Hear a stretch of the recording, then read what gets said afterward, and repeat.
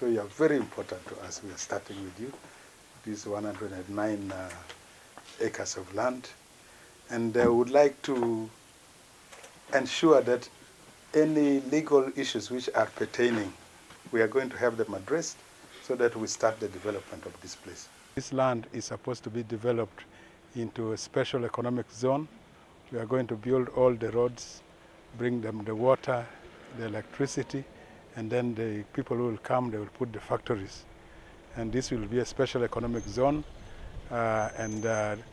Once we have the issues of the land settled, which is right now in the courts of law, and we're expecting that this should be done soon, so that we start the development of that area. And there are a few squatters that we are supposed to compensate so that they leave the land free to be developed. We bought that land as government in 2018. The process started around 2017 when we advertised for purchase of land, and bidders did the bidding, and the procurement process went on, and it was a very clean process, and finally we bought the land.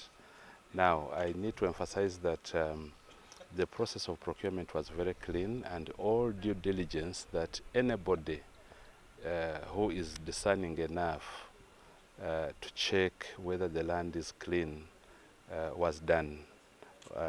We checked with the Minister of Lands, not once, not twice, but over 6 times, and we received confirmations that the land was clean and the title that we are buying was clean.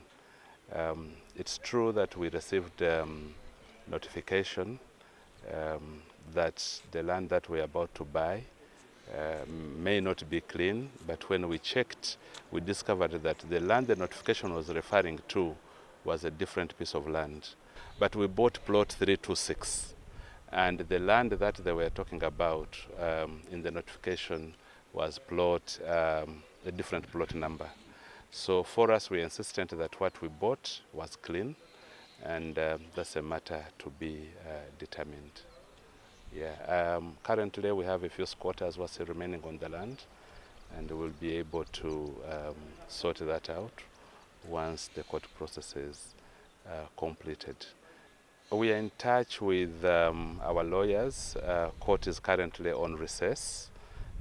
They will be resuming work mid this month, and we hope and pray that the matter will be handled expeditiously so that the government project can be implemented to achieve the aims that it was intended to achieve. And these aims include agro-industrialization to create jobs, increase on the value and volume of our exports, as well as improve household incomes and generally improve our export revenues and move ourselves towards a higher income goal for the economy.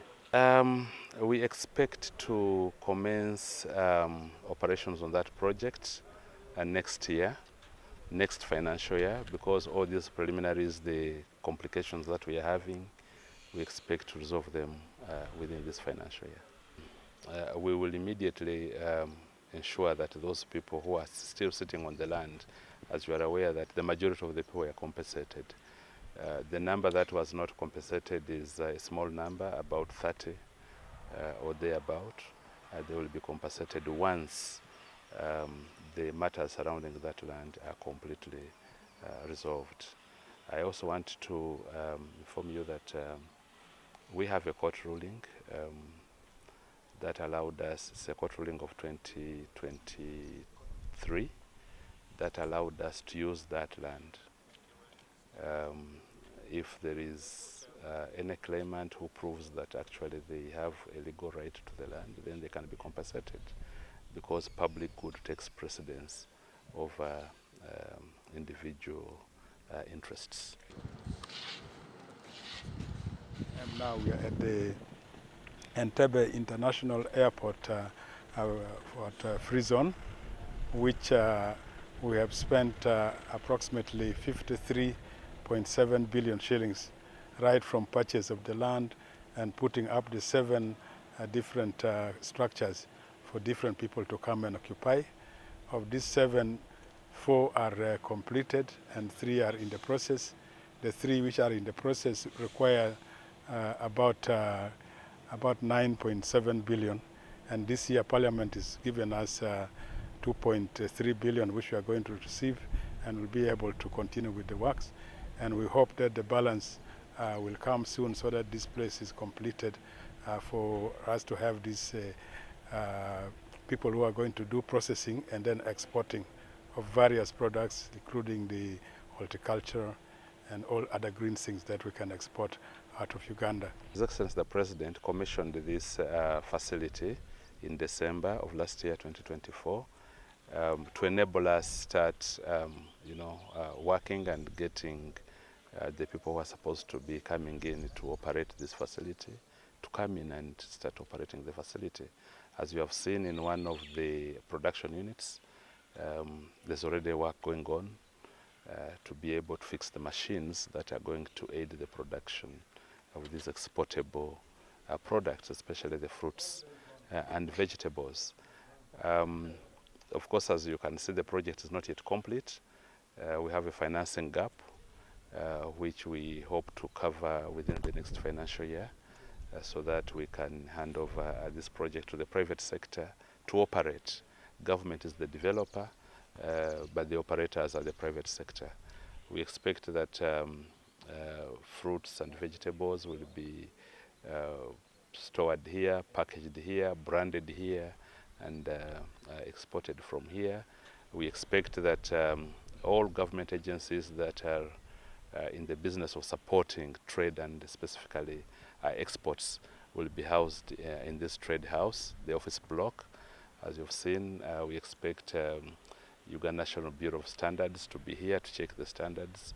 We expect MAIF, the Ministry of Agriculture, Animal Industry and Fisheries, to be here checking for sanitary and phytosanitary compliance. We expect URA, the Uganda Revenue Authority, to be here to check compliance with tax obligations, and so on and so forth.